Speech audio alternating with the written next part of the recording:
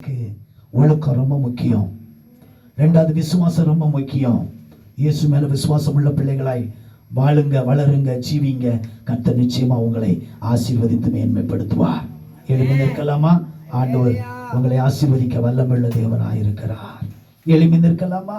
அல்லேலூயா. ஆண்டவரே, என்னை ஆட்கொள்ளும் என் தெய்வமே, அடிமை நான் ஆண்டவரே, என்னை ஆட்கொள்ளும் என் தெய்வமே.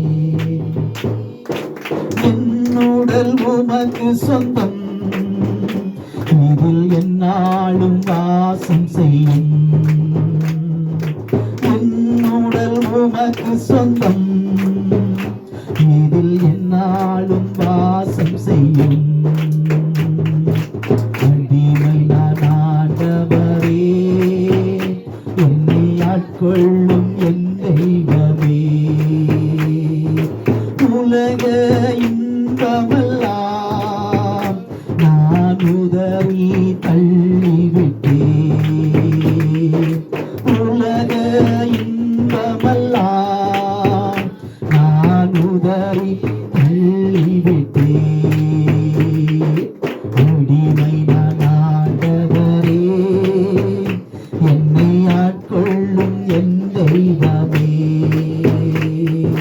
பெருமை செல்வமெல்லாம் இனி பெருமை என்றுணர்ந்தேன்.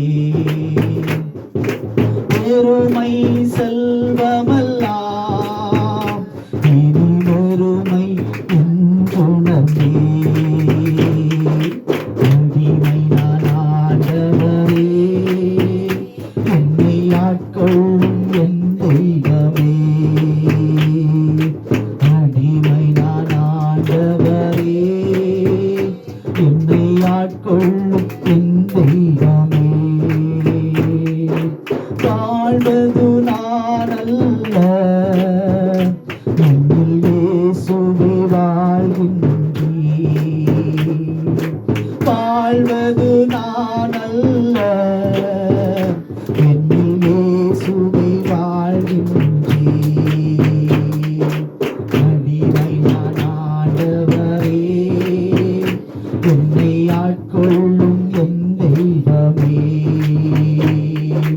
அடிமை நான் ஆண்டவரே, என்னை ஆட்கொள்ளும் என் தெய்வமே. பூமொழி எனக்காக, ஐயா கசையடி எனக்காக.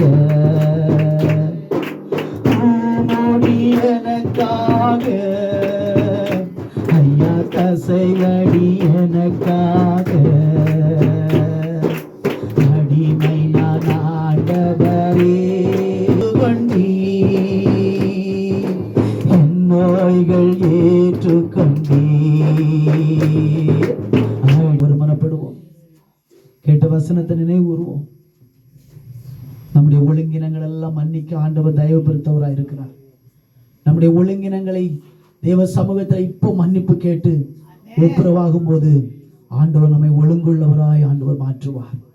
நம்முடைய சபையில் ஒரு ஒழுங்கு இருக்கும், நம்முடைய குடும்பத்தில் ஒரு ஒழுங்கு இருக்கும், நம்ம ஸ்கூலுக்கு போகிற இடத்துல ஒரு ஒழுங்கு இருக்கும், வேலைக்கு போகிற இடத்துல ஒரு ஒழுக்கம் இருக்கும்.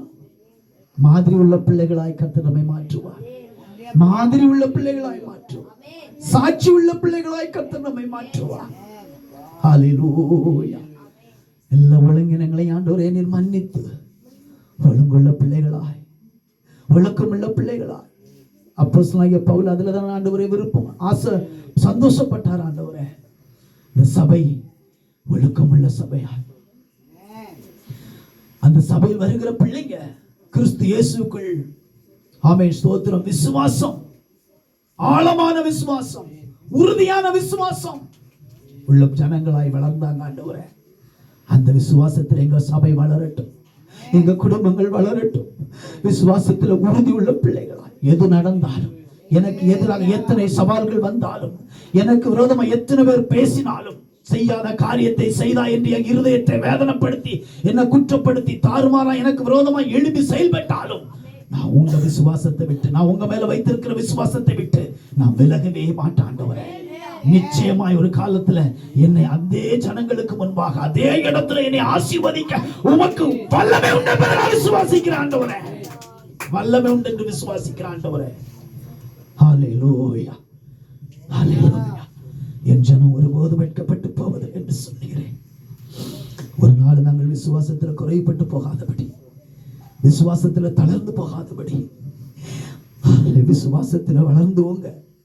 எங்க பிள்ளைகளுக்கு கர்த்தர் உதவி செய்ய போகிறதற்காக ஸ்தோத்திரம். ஒவ்வொரு பிள்ளைகளையும்